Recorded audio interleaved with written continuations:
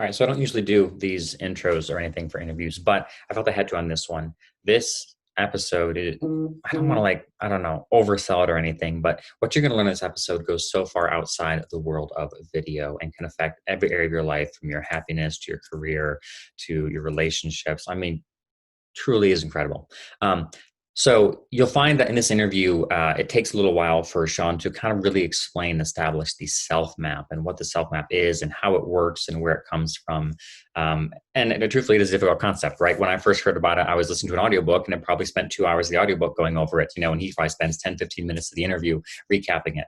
But at first, it doesn't really seem apparent how exactly this relates to video confidence. But trust me, he gets there and we get there in the conversation. And we even share some concrete examples around how this self map ideology has played out for real people who have walked through this or gotten more confident on camera and walked through that discomfort. So anyways, bear with him. It takes a little while to explain that concept, but trust me, that concept, once you understand it, has huge implications for a lot of areas of your life, not just video. And again, in the second half of the interview, we'll tie things together and you'll really understand how it relates to video confidence. So without further ado, here's my interview with Sean Webb. Good morning, Sean. Thank you so much for joining us. So for those of you listening, Sean Webb wrote a truly amazing book that I read last year. I actually read it through twice because it was so good. I felt like I had to absorb it a second time, called Mind Hacking Happiness. And there's a volume 1 and 2 out there, so you should check those out. But some of the stuff he talks about in this book, Mind Hacking Happiness, really applies to the world of video email and video marketing and video content creation, basically just being on camera in general. A lot of the concepts he talks about when talking about predominantly happiness really apply to this aspect of confidence and insecurity and stuff like that as well. So he's going to be talking to us today about that. But I do highly recommend you check out his book, Mind Hacking Happiness. It'll make a lot of what you hear today make more sense. And obviously, in a whole book, you can take these concepts a heck of a lot further than we're going to be covering just today. So good morning, Sean. Thank you so much for joining. No, thanks, Jonathan. I appreciate you having me.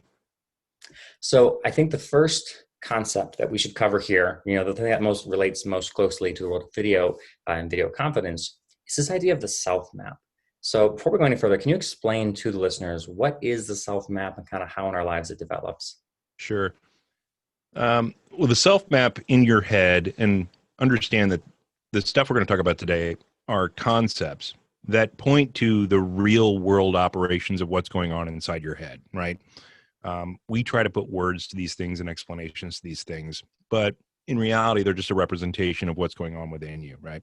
So to select, and we've got a number of things we could talk about today, but to select the self map as a primary target for understanding what's going on in your mind, I think is a very wise move, because to explain how your mind works, your mind is one of the most complex tools that you have in the universe, or the most complex tool that we know of, period. And especially when it comes down to making an amazing life for yourself, or using it in a way that would benefit you rather than, get in your way. At times our own mind can get in our way, et cetera. To understand this most complex tool is to empower you to be able to use it better and to hack it in ways that people haven't usually thought of, which is why I named the Mind Hacking Happiness books with that word hacking, because the word hack is to basically take a complex system, manipulate it in some non-standard way, and get some non-standard output. And a non-standard output for humanity is to be happy all the time, right? If people tell us we can't do this, people tell us we can't manipulate our minds into a state of being happy all the time. Life's just a bunch of ups and downs, and we can just surf it as best we can, but otherwise we're limited by that very large leash.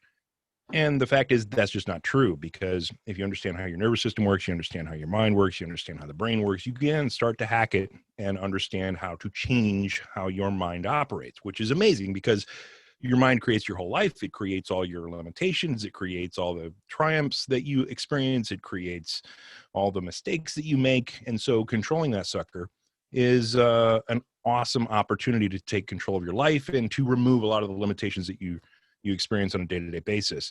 And so when we're talking about the self map, we're just talking about a representation of how your mind works as an organ of survival. The limbic system looks at everything and starts to analyze it for a threat.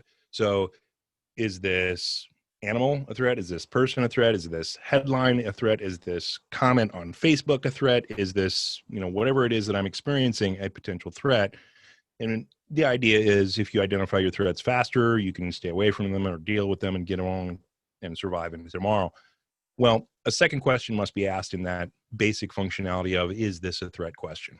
And the second portion of information that is required is a threat to what?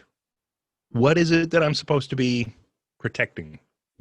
If I see a leafcutter ant across the room, do I have leaves or not? I need to know that to be able to figure out whether that leafcutter ant is going to be a threat to me or not. Because if I don't have leaves, that leafcutter ant's fine, and I don't have to expend any energy because we're a finite energy system. I don't have to expend any energy to defend myself against that leaf cutter ant. So now I have more energy to run away from the bear. That is a threat that I'll identify later or whatever it is. You get the basic gist.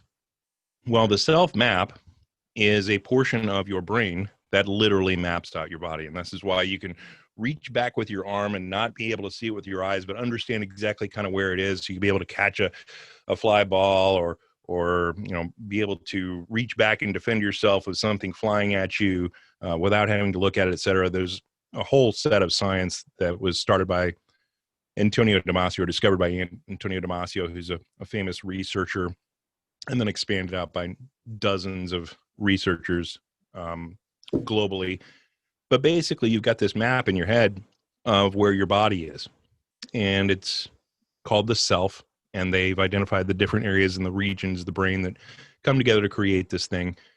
And originally, it was thought that our self was just our body, and that's where our emotions came from. And the universal definition of fear, for instance, is basically the reaction that you have to a potential threat to self, meaning a bear walks out of the woods, right? Not too far from you. That's a realistic threat to your body self, to your continued survival from one day into the next. And so your fear reaction dumps a bunch of adrenaline into your system to get your legs moving so you can run faster, that type of thing. A whole bunch of amazing things happen in association with your emotions, but it is in relation to a threat to your body self. And so for a long time, psychology thought, oh, well, our self is just our body. But then something interesting started happening. Jim Cohn at UVA, University of Virginia, did an experiment, and he thought this self thing might be a little more malleable than we once thought. So he brought in some groups of folks. And one group of folks, he put it in an fMRI machine, and these guys were the subjects. And he put a flash of a set of glasses on with an LED that would flash a light in their eye to let them know that something was about to happen. And then the idea was this: you flash the light in the glasses, you wait for a second to watch the brain, and then you've told your subject ahead of time that you're going to shock them on the ankle with an electrical shock. And so most people, when they're about to be shocked with an electric zapper, they get a little nervous. And so what he did is he flashed the light, he watched their brain get nervous, he watched their brain experiencing fear, and then he zapped them on the ankle just for reinforcement. And so that was the baseline, and he got the measurements of what they expected, which was fear lit up in the brain, and the areas of self lit up in the brain to say, oh, I'm at risk, I'm about to be zapped. And so then he did a second portion of the experiment, which was bringing in somebody who was a stranger. And he said, okay, we're going to leave you in the fMRI, we're going to watch your brain, we're going to give you the flash of light to let you know when the zap is coming, but we're going to take the ankle zapper off of your leg, and we're going to put it on this other person's leg who you don't know. And so they did that, and they watched the brain. They gave the subject the flash of light. They waited for a second, and then they zapped the stranger. And what they saw in the brain was exactly what they expected, which was no fear. You're not going to zap me. I don't care. Whatever. Maybe we can watch some, sell some cable rights to this, eat some popcorn, watch the stranger get zapped, laugh, have a good time, etc. But then Dr. Cohn did something really amazing, which was that he brought somebody who was familiar with the original person in the fMRI. So now it's somebody that they loved next to them, about to be zapped. So again, from a historical psychological standpoint, you're not going to zap my body. I should care not that you're going to zap somebody. But what they found was when they flashed the light, they watched the brain, and then they were about to zap somebody that you loved, they couldn't tell the difference between the first scan and the third scan, meaning the processes that were going on in the brain are the exact same processes from the first time when you were actually going to zap their own body. Well, now we've just proved that the people that you love, the significant other, the neighbor, the child, the whatever it is, the good friend from work, whoever came to the study with you was about to get zapped, you cared about them like you cared about yourself, because they get mapped onto your self map. The people around us become mapped onto our sense of self. And that's what allows the simple wiring within the brain. I say simple with an asterisk, right? But it's a simple nervous system function of comparing one thing to another. That's how that same basic wiring, the same basic circuitry can be used to defend a self and have it expand to other people in our lives, like our family members and the people that we work with or the people that we care for, et cetera. And then something else happened after that to prove that not just people can get mapped to our sense of self, but also ideas. Tiffany Burnett White at UIUC proved that we have self-brand connection, meaning that when we have a connection to a brand such as Apple or Android or Ford or Chevy or New York Knicks versus San Francisco, your Golden State Warriors, whatever it is, you then can map those things onto your sense of self as well. And the same brain reactivity happens in the same way that it does for a threat to body self when a brand comes into risk that you're connected with. And then Sam Harris showed that we do the same thing with politics and religion and other ideas become mapped to our sense of self. And so in reality, our sense of self becomes this 50% solution. It is one half of the things that our brain looks at when deciding what emotional output we have. And so what happens in the brain is that your self map gets assigned an expectation or preference that everything has to be held status quo or increased in value in your brain regarding everything on your self map. So if you love grandma can't have a cold, grandma can't be worrying about how to pay her mortgage, all these things have to be cool. Otherwise, you're going to have a miniature meltdown or a negative emotional reaction about it, et cetera. Now, the other side of that is your perception. And this makes your equation of emotions. So you take your self map stuff, which is your mind's definition of you. It starts with your body, but then, you start piling on stuff from the time you're 2 years old. You learn your name, you learn your sexuality or your gender and what that means to society and what you're supposed to do with that. You learn all the stuff you are educated about in school, and that becomes a portion of you. Oh, look, I know how to do math. Oh, look, I know how to do science, and those things become a portion of your sense of self, but then your life story becomes a part of it. I did this, I went here, I was this person, I got this award, and those positives and negatives make us feel good and bad as we grow up, et cetera. And then the other people become enmeshed with that whole thing, et cetera. And so this thing gets really complex. Well, each one of those things on your self map then requires that it be held at status quo or increased in value. Otherwise, we're going to have a problem. And that's when you have your negative emotions. When anything on the self map has a negative shift at all, it's when you start to have negative feelings associated with the events around you. And so the perception is the other side of the equation of emotion. So you have this self map, which creates an expectation or preference about all these things. And then you have a perception. And your perception is your limbic system, looking at the stuff going on around in the world that says, oh, this just happened. Oh, this soccer ball just went into this goal. Is that a good thing for my team or is that a bad thing for my team? And then you have a positive or negative emotional reaction about what you're watching in front of you. Or, you see a headline on your Facebook feed or whatever it is, and that's positive or negative about something that you care about. And if there's nothing on your self map that interests you in that moment, you're apathetic. You don't have an emotional reaction. But if you do have a connection to your self map about whatever it is that you're perceiving, then you do have an emotional reaction about it. Now, the cool thing about this is knowing just what I taught you there in the last, 4 or 5 minutes, you're now able to look at your mind in a different light, from a different perspective than you had before. And this does a few magic things in your brain. One, if you're able to understand the variables that come together to create every one of your emotions, which are your expectation or preference about your self map, and then your perception. If you can just look at those two things to say, ooh, I experienced a little bit of anger there, a little bit of frustration there, a little bit of fear there, a little bit of nervousness or whatever it was. What were the two things that came together to create that emotion? When you do that, that shifts your perception, which you can only focus on one thing at a time. So you're having an emotion when you're focused on the perception itself. Well, when you shift that perception and you put something else in there to what was creating the emotion a second ago, now your emotion starts to downregulate a little bit because you're no longer focusing on it. You're now focusing on, oh, what made me have that emotion? So now you're removing yourself a little bit from the reaction itself, which is amazing because it gives you a lot of room to maneuver and gives you a little bit of breathing room to say, I'm not as affected by this emotion, et cetera. So immediately you're starting to take control of what's happening in your own mind. But then the other thing is, when you learn about and you understand the two variables that came together to create an emotional reaction for yourself, you kick in this magic circuit in your brain called the name attainment circuits. And this was discovered by Matt Lieberman at UCLA in 2007, which was another fMRI study where he took people into a fMRI and he said, okay, I'm going to show you a number of pictures, emotionally charged pictures, and these are standard psychology images.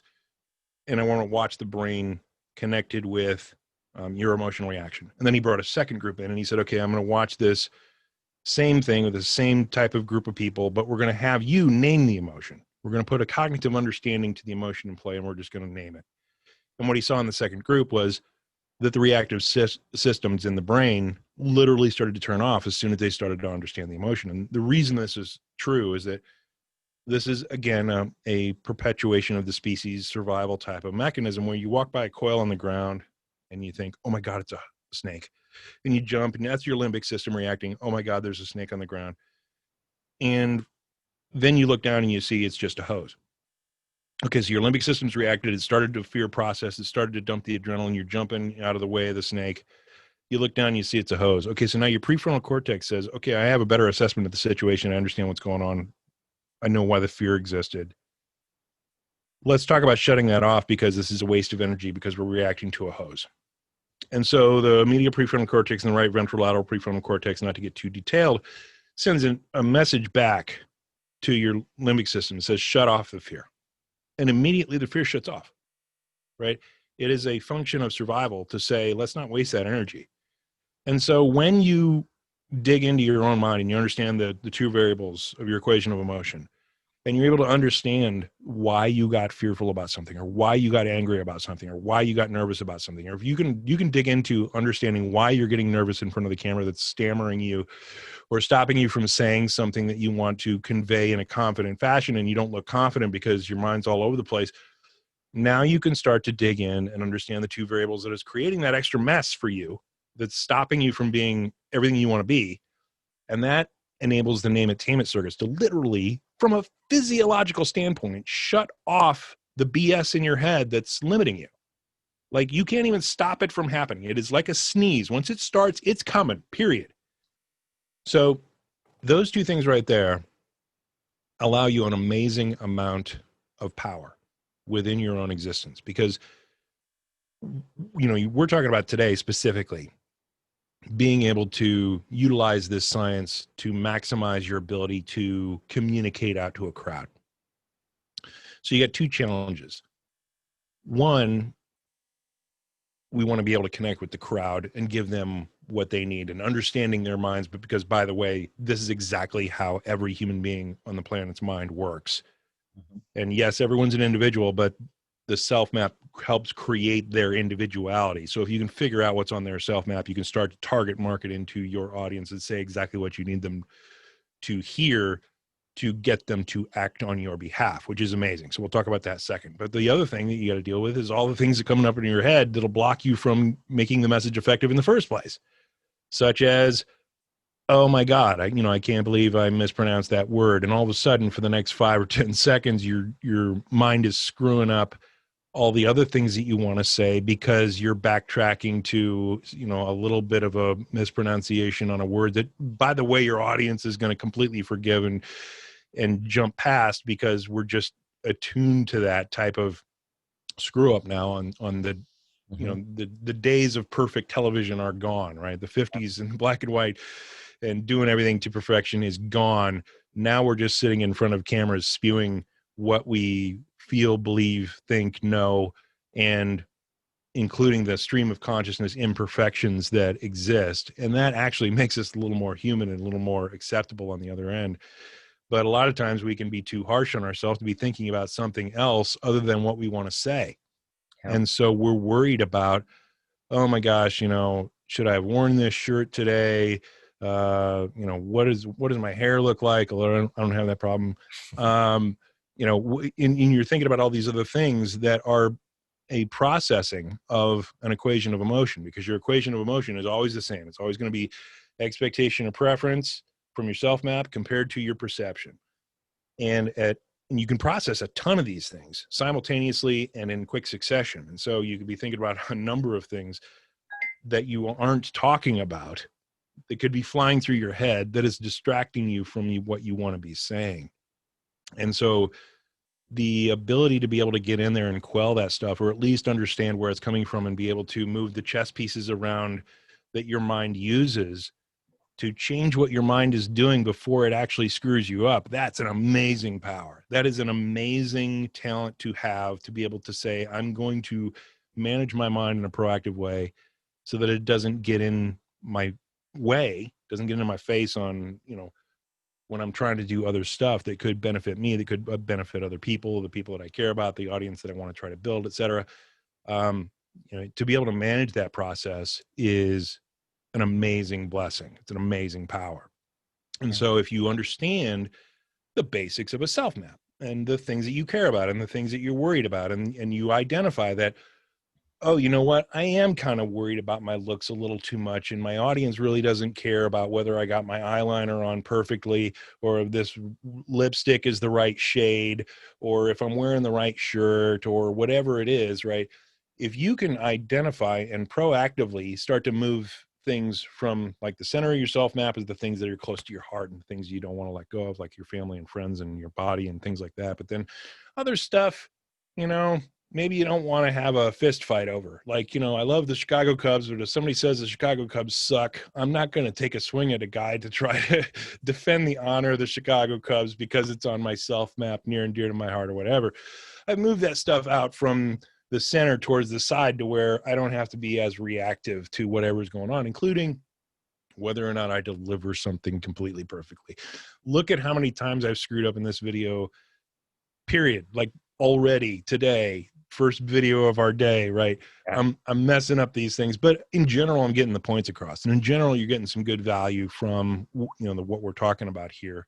So I can forgive myself and say, and skip the portion of my brain that says, oh, we need to start over. Oh, I need to say this a little differently. Or maybe I need to tell them I'm going to start over and we'll edit this portion out and I'll say this better, right? I throw that out the window because I know in the past it has inhibited me, and I no longer allow it to have sway on my actions, because I have consciously looked at what I care about on my self map, and I've moved things around and said, you know what, this is something that I do not care about anymore. Like, one of the greatest things I did in the last couple of years is to take politics off my self map, which has cleared up my Facebook feed quite substantially, to say, you guys can argue about this stuff all day, every day. I'm going to go make my decision on voting day, on election day.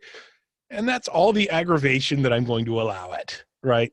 So I've physically taken something off of my self map. And now that has cleared up a ton of, positive and negative emotional responses that I can use for other things in my life that are more beneficial to other people regarding how to make their lives better, et cetera, rather than argue about, some intellectual point about this or that and politics and yada, yada, yada. And, none of us really have any control over that stuff anyway.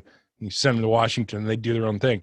Right. So if you can take those things that are limiting you, especially about your self-confidence and an unhealthy level of self-awareness, that type of thing. If you can get in there and manage those things, first of all, understand how your mind works, get to know the variables that cause everything within your mind's existence to react, and then take control of those things and start moving them around. It's an amazing power. And so that's what the self map is basically one half of your whole emotional landscape is built by what's on this map.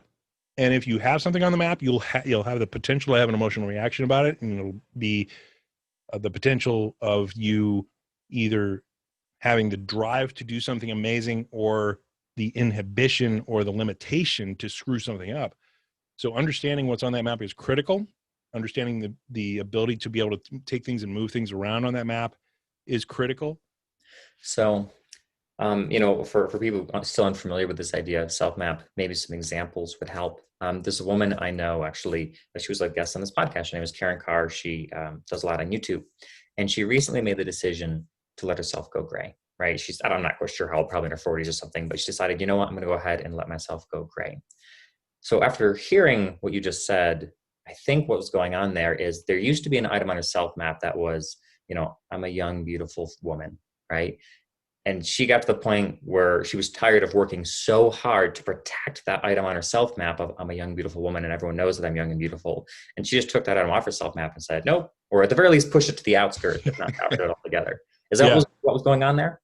Yeah, exactly. And I mean, that's a great explanation of exactly what was happening within her mind. I mean, a lot of times we won't understand, we can put words to it. We say, oh, well, she's just not going to care about it anymore. She's not going to care about being young and brunette or whatever it is. She's just going to allow her natural hairstyle and hair color to come forth. Well, yeah, but what's actually happening there from a scientific perspective is that she has taken something off of her self map that she would be attached to normally, something that her body helps support, by the way. So that's, coming from her body itself.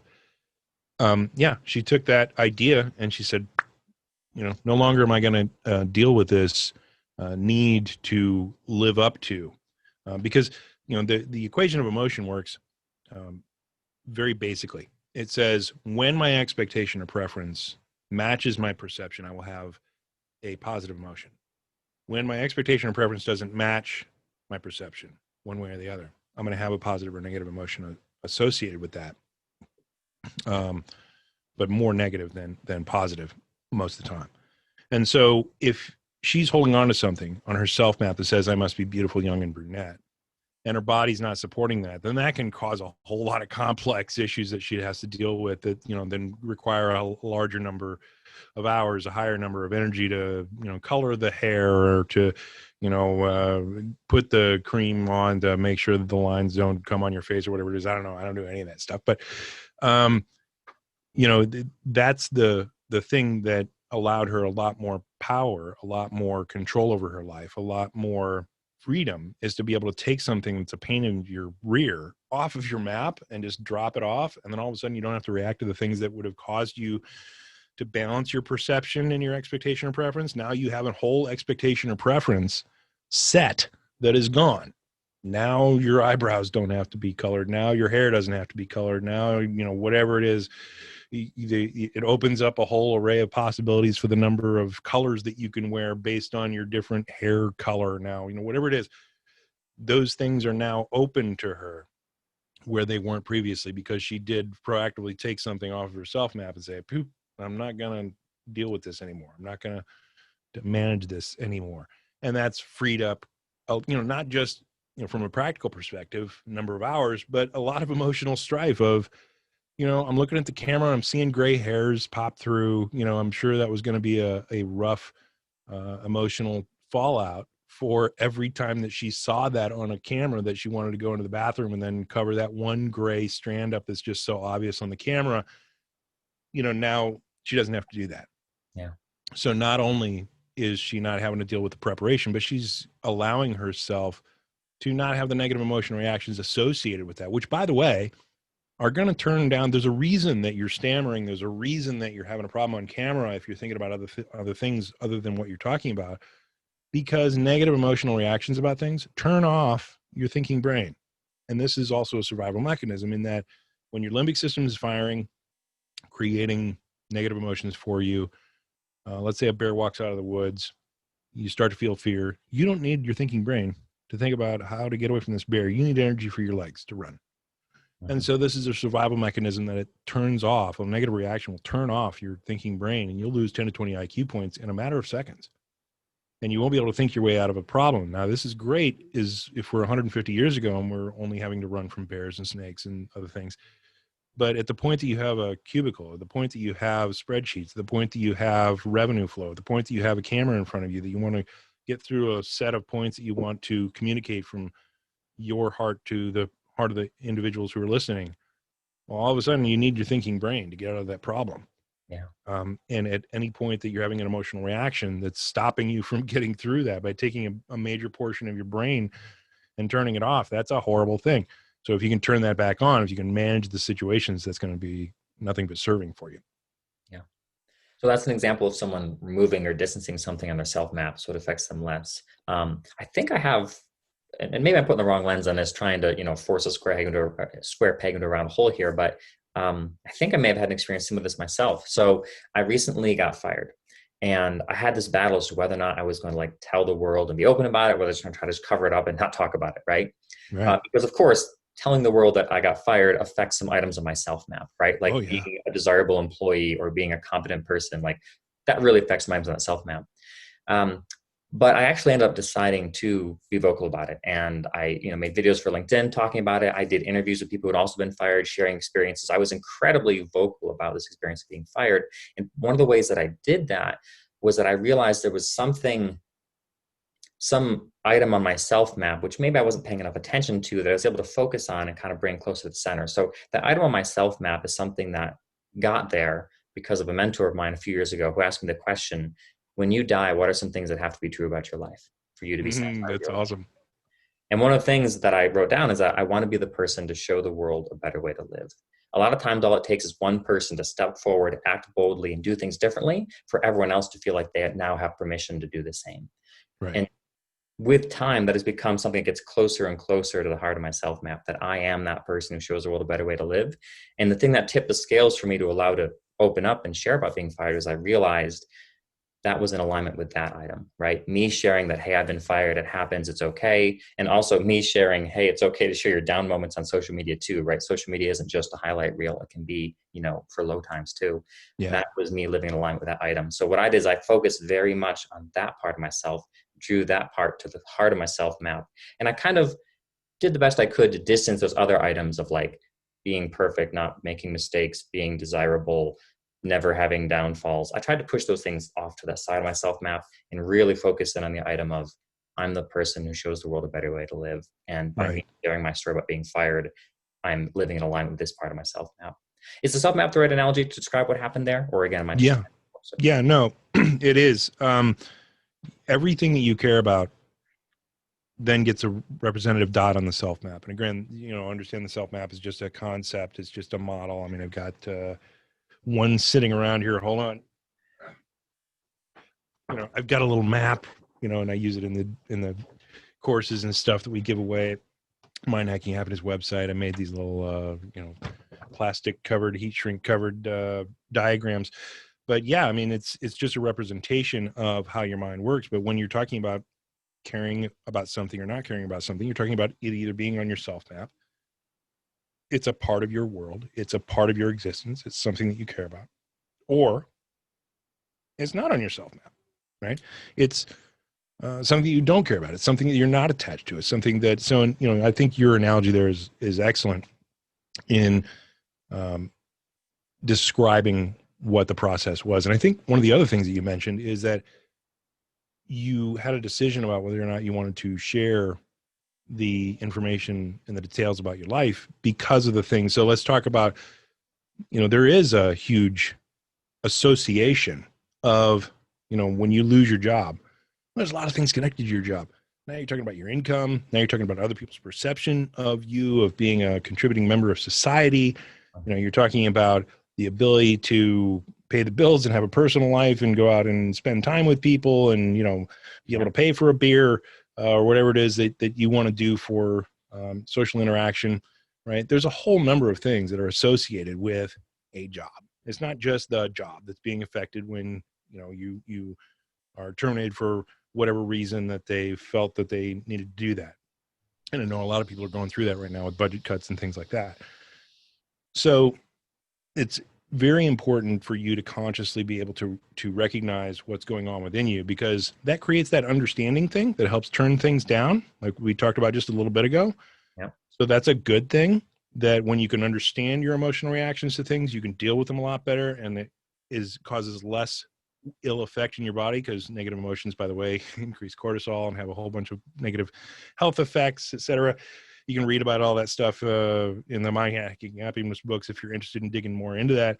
But another thing that we covered in the books is connected with you sharing what you're going through, which is an amazing, courageous decision. I say that with a little asterisk, a little caveat, because it's also an incredibly beneficial decision for you. Because the amazing thing about our brains is that sometimes when you talk about something, sometimes when you communicate something, it will feel heard. The message that's being sent about your negative reaction to being fired, Mm-hmm. or your negative reaction to the income change that's coming, or the frustrations associated with your new job search, or whatever it is, you get that stuff out. All of a sudden, you're not limited anymore by the negative reaction associated with that real life scenario. Yeah, sure, you're frustrated that you got to go through this whole job interview thing again, and oh my God, it's the resumes, and oh my God, it's never getting callbacks, and oh, whatever it is. Oh, there aren't any perfect physicians for my background right now, or whatever it is. The frustrations that are building up within you that are limiting your existence. Once you talk about those, there's a portion of your existence that feels heard and stops sending that limiting, frustrating, negative energy into your life. And then all of a sudden that clears up. And even in examples of journaling is a great exercise for this, because whether or not anybody's listening, your brain feels like somebody's listening when you write it out on a piece of page. And so understanding the internal workings of your mind in that way allows you to do these nice little hacks of, being able to get the negativity out of the way, being able to understand what it is for you. Because I mean, they're your audience, you may have a couple thousand people watching at any one moment, and there may be a couple of thousand reasons that are screwing these people up in front of the camera, or limiting their ability to be able to communicate effectively to their audience based on what particular thing it is in their mind that is limiting them, or inhibiting them from being their best self. You need to be able to figure out what that is. Get into your own mind, figure out what that thing is for you, adjust the variables that are causing that to occur, and eliminate it. And then all of a sudden, your life changes, and it's amazing. And people are using this, not just to improve their ability on camera or communicate to people, because people in marketing are using this all over the place to understand the minds of their audience better. Because, by the way, your audience is doing the same self-map, expectation, preference, and perception analysis that you are every moment of the day. So your message needs to be in line with that if you're going to be an effective marketer. But they're also using it for, I've had people write in to say they've cured their own addictions. I'm working with Navy SEALs right now, and the PTSD and the anger issues and things like that are eliminated, period. And we're doing a podcast right now. I got a couple of Navy SEAL co-hosts who believe in this stuff so vehemently. They're like, we want to share this with absolutely everybody. Let's do a podcast to talk about taking control of your mind and taking personal responsibility of the internal reactions that you have and changing those things. They're all about it, because they're like, they've been through the best mind training on the planet. And they say, this is the best mind training, better than what Special Operations Command had to provide. So we want to be a part of that. You can use this to absolutely any effect that you want to, because it's literally changing how your mind works in a positive fashion. So how you wouldn't want to do that, I don't know. That's why I wanted to put out the books. Yeah, no, that is absolutely incredible. So I'm going to double down on my suggestion, earlier. Go buy the book, Mind Hacking Happiness. It goes into all this in so much more depth and detail. Like I said, when I read it the first time, I read it through twice, because I had that same sensation of, oh crap, this is it. And I kept like running things through it. Like, surely I can break this model, right? Let's see. Oh, I got pissed at my kids the other day. Let's see if this lines up. No, actually, that makes perfect sense. And after you do that, half a dozen times, you start getting better at it, so that in the moment, when you're feeling the fear, you can, instead of doing a postmortem, you can run that analysis immediately and say, hang on, I'm about to start screaming at my daughter right now. Why? What is it about my self map that's being, challenged? And what is it about my expectations? And what is it about my perception that's leading to this outcome? So fantastic book. It'll help you with all areas of your life, but certainly with getting comfortable and confident on camera. But yeah, it'll help you with a lot more. So thank you, Sean, so much for coming on. What's the best way for people to get in contact with you and check out, your work and all that? Yeah, well, you can come to mindhackinghappiness.com. We got a free. It used to be $1,000, but because of COVID economy and people losing their jobs and needing not to freak out as much, especially in this troublesome time, I made the course for free. I took it down to $0. So there was $1,000 course. It's the Mind Mastery 101 course at Mind Hacking Happiness. You can take for free. If you get in there now, you'll get grandfathered in because we're gonna increase the price again. Sure. The value of this thing is amazing. Do not feel because you're signing up for $0 that the thing is worth $0. It's literally worth $1,000 because we've had multiple people go through it and praise it and not ask for their money back. And that's all you have to do is just say, I didn't like it. And you get your money back. And no one's done that. And it's affecting people's lives positively. So you can go there and check that out. You can check out the books. They're pretty cheap. I lowered the prices on those as well on Amazon or at Audible for Mind Hacking Happiness. And, one of the things you said just a moment ago points out, how and why this stuff works long-term. There's this thing called plasticity in your brain. And the longer you do something like this, like the longer you start to see your reactions to the world in this different light, the more your brain will actually do it for you automatically and start to turn down the negativity in your life before you even consciously are aware of what's going on. It will start to downregulate the negative reactions that you normally would have had. The more and more you practice it, just like you practice piano, longer you get better at it. You practice, making a basketball free throw, longer you get better at it over time. Your muscle memory starts to take over. Well, that's the same is true for your manipulating your internal happiness and the way you see things in your perception. Your brain will actually change in form and function to help you do that over time, and you'll become a happier person over time. So, if you're interested in that kind of stuff, if you want to be that person who is all confident in front of the camera and has the ability to focus on what you want to deliver and the gravitas of what you're delivering versus, what you're thinking about yourself or your self map or the little things that are going on in the back of your mind that can distract you. If you want to get better at that, certainly check this stuff out. The information's certainly out there. Cool. Well, thanks a ton for your time, Sean. Appreciate it, Jonathan. Have a great day. All right, so I don't normally do this, but I felt compelled to do a quick little recap here just because there was so much in that interview. So 3 things really stood out as takeaways for people who want to use Sean's advice to get more comfortable on camera. One is to distance items in your self map from yourself, or maybe remove them entirely, right? We use the example of Karen Carr removing entirely I'm young and beautiful from her self map and how that freed her up in a lot of ways. Now, there are some things that maybe you don't want to remove entirely, but maybe you do want to distance yourself from, put them more on the periphery of that self map, along with the Chicago Cubs, rather than at the heart of your self map, along with your mother and your family. That way, they don't cause you undue grief. So I would say, when you're feeling unconfident on camera, ask yourself, what aspects of my self map are being challenged, right? Is it my view of myself as I'm a top performer, I'm the best in the industry, I'm cool, calm, collected all the time, I don't make mistakes, right? What of those items on your self map, those beliefs about yourself, are being threatened when you're putting yourself on camera? And which of those really deserve the place you're giving them, right? Some need to be removed entirely, some just need to be distanced to the outskirts of your self map, and some are probably good where they are.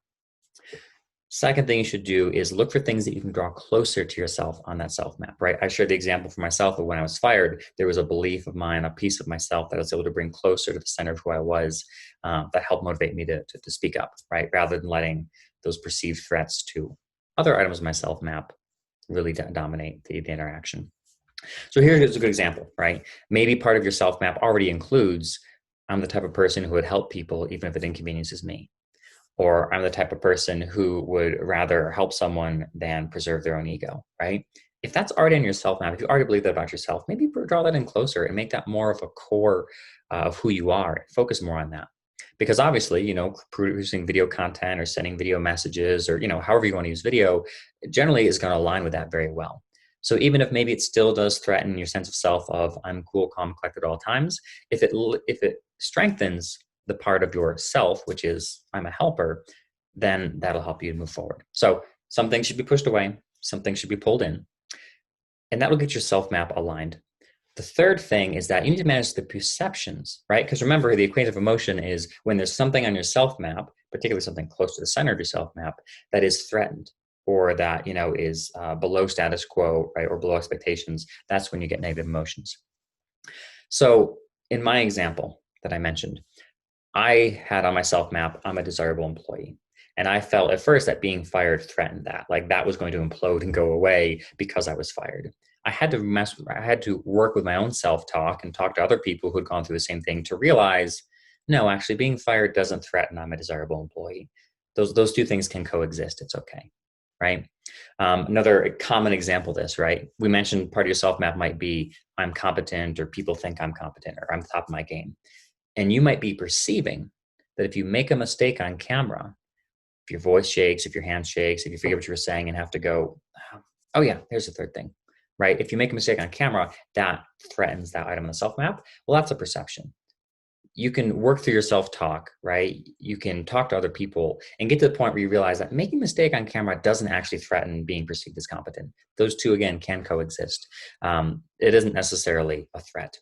And heck, even look at other content, right? Look at content from people that you know, like, and trust, and realize that they make mistakes too, and it doesn't make you feel like they're less competent or anything. Um, speaking of mistakes, I kind of lost where I was going to wrap this up with. So I guess we'll just kind of stop there. Those are the three things, though. Push some things away on your self map, pull things close to the self map, and then really challenge those perceptions when you feel like something in your self map is being threatened, and really ask yourself, is it actually being threatened? Because a lot of times it isn't.